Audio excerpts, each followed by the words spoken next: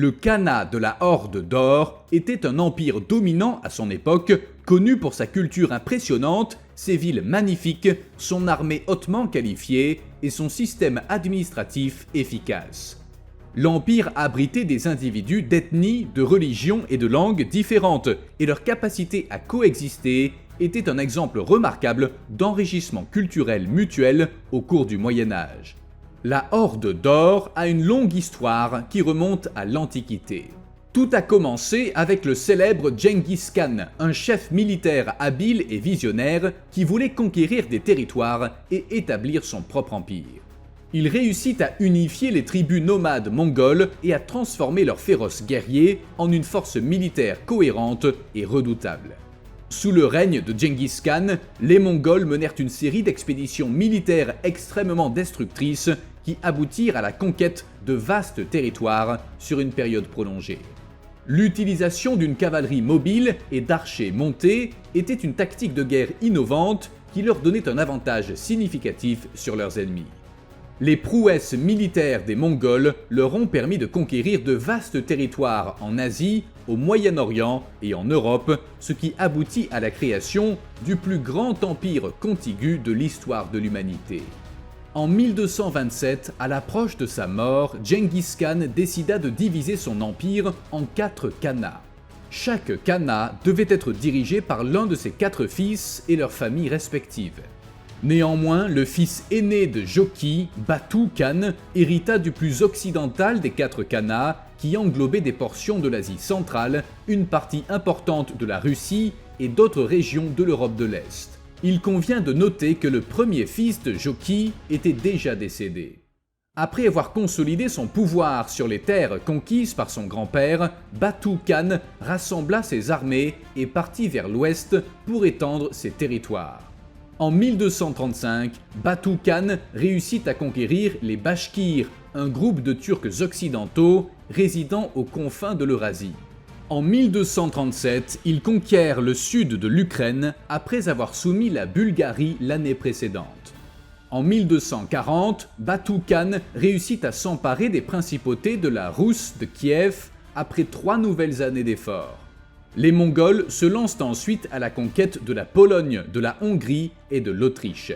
Cependant, la campagne d'expansion territoriale fut bientôt interrompue par des événements survenus dans la patrie mongole. En 1241, Ögedei Khan, le principal dirigeant de l'empire mongol et le fils de Genghis Khan, mourut inopinément. Alors que Batu Khan assiégeait Vienne en Autriche, il reçut la nouvelle de la succession du chef suprême en Mongolie. Il brisa immédiatement le siège et commença à marcher vers la Mongolie pour s'en emparer.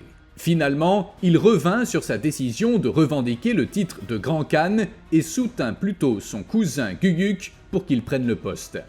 Batu Khan établit la Horde d'Or en 1242 avec pour capitale Sarai, située dans l'actuelle Russie. L'empire mongol était divisé en 4 grandes parties dont l'une était connue sous le nom de Horde. Les 3 autres divisions étaient la Horde bleue, la Horde blanche et la Horde noire. Le nom de la Horde d'Or pourrait provenir de la couleur jaune des tentes que les chefs mongols utilisaient lors de leurs campagnes militaires. Il est également possible qu'elle ait été nommée d'après une tente dorée utilisée par Batu Khan lui-même. Les peuples slaves ont peut-être donné ce nom au Khan pour souligner ses immenses ressources.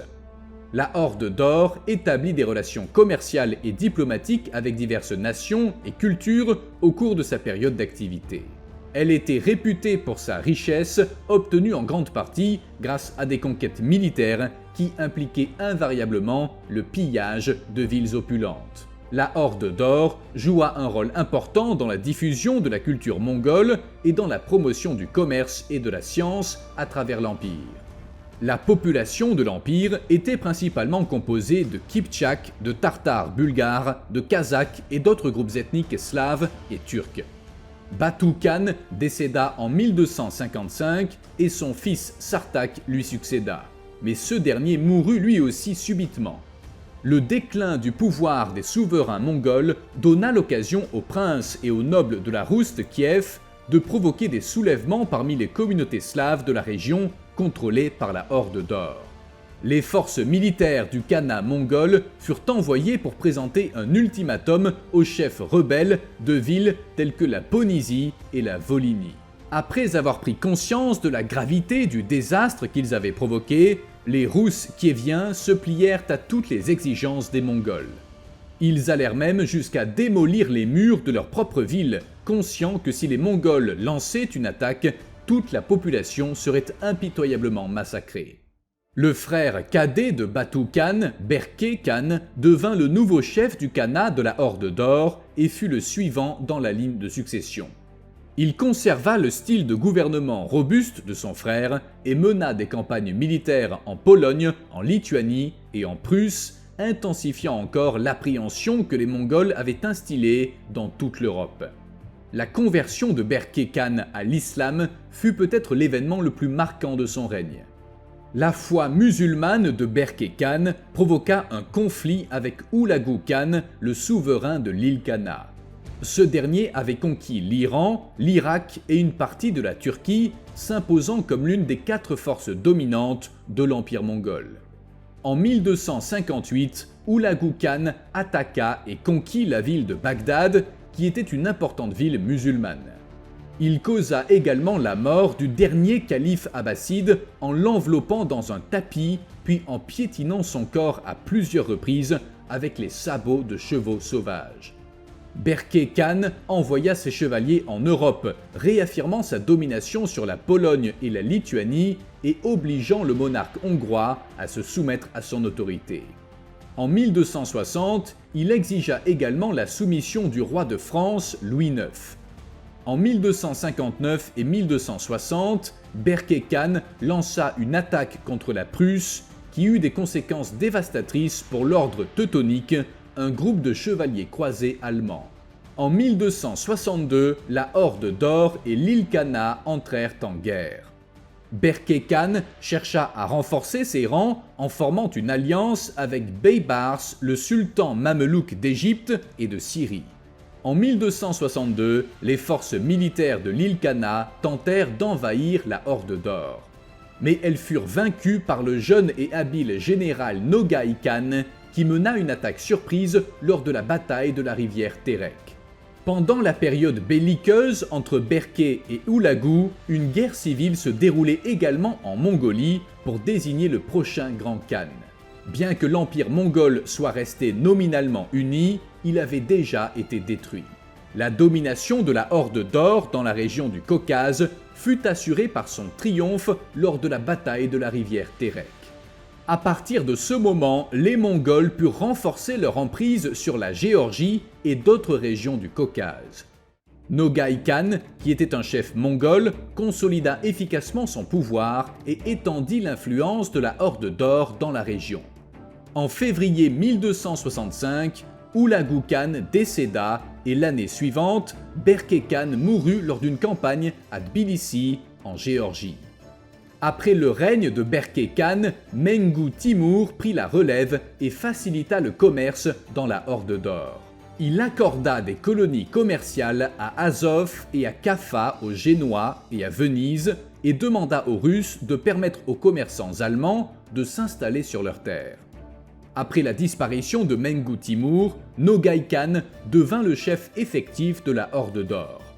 Il lança une campagne militaire qui s'étendit de la Lituanie à la Bulgarie, obligeant finalement la Serbie à se soumettre. Bien que Nogai Khan fût un chef de guerre redoutable, sa disparition en 1299 ne perturba pas de manière significative les campagnes militaires de la Horde d'Or. Les Khanats réussirent à survivre aux années de guerre et de chaos. Cependant, les descendants de Genghis Khan durent faire face à de nombreux problèmes au cours des décennies et des siècles suivants en raison de la désunion des Mongols. La Horde d'Or gouverna avec un sentiment de calme et de prospérité jusqu'en 1340. Elle utilisa une stratégie consistant à monter les différents groupes slaves les uns contre les autres pour maintenir son pouvoir. En 1359, les Mongols connurent à nouveau des conflits dynastiques. 4 prétendants se succédèrent à la tête du Khanat de la Horde d'Or. Les Mongols durent alors faire face à des soulèvements de différentes cités-États et de factions d'origine slave et tatare. En 1370, la situation devint extrêmement chaotique, entraînant la perte de contact entre la Horde d'Or et le gouvernement central de Mongolie. L'empire de la Horde d'Or fut dissous au XIVe siècle. L'empire fut divisé en plusieurs entités plus petites en raison de rébellions et de conflits internes. Les territoires conquis par la Horde d'Or furent progressivement perdus au profit d'autres puissances, notamment les Russes et les Chinois. Tamerlan, chef militaire renommé d'origine turco-mongole, infligea une défaite dévastatrice à la Horde d'Or affaiblie en anéantissant son armée et en saccageant ses villes au cours des années 1395-1396. La Horde d'Or réussit à survivre jusqu'en 1480, mais elle ne put jamais retrouver le niveau de grandeur qu'elle avait avant l'invasion de Tamerlan. Ivan III réussit à expulser la Horde d'Or de Moscou, ce qui conduisit à la création de la nation russe. Entre 1487 et 1491, les membres restants de la Horde lancèrent une attaque contre le Grand-Duché de Lituanie et le Royaume de Pologne. Cependant, ils furent finalement vaincus de manière décisive. En 1502, le Khanat de Crimée, soutenu par les Ottomans, porta le coup de grâce en mettant à sac la capitale de la Horde d'Or, à Sarai. La Horde d'Or mongole cessa d'exister après 250 ans.